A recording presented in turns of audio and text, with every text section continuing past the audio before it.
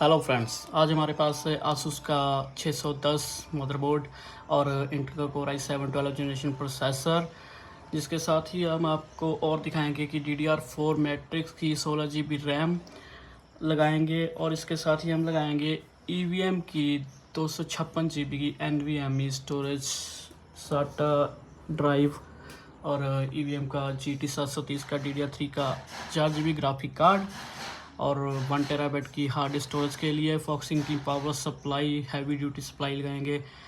Motherboard को खोल के प्रोसेसर उसके ऊपर बिल्कुल कट दे के फिट करना है ताकि कोई भी पिन इधर उधर ना हो और अच्छे से इसको फिक्स कर दिया जाए।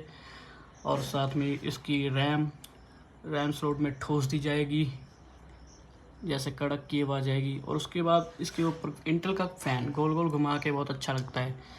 साथ में ही EVM की 256 GB की NVMe स्टोरेज लगा दी है विंडो इंस्टॉलेशन के लिए।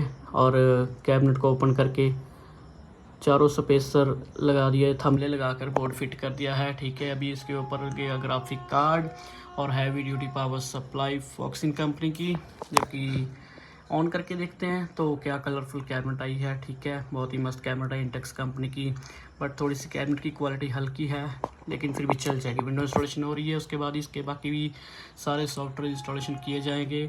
i7 का स्टिकर लगा के आपको पूरी कैबिनेट दिखा दी है, मशीन तैयार हो गई है। और कमेंट करके बताएं वीडियो कैसे लगी, शेयर करें, सब्सक्राइब करें, फॉलो करें।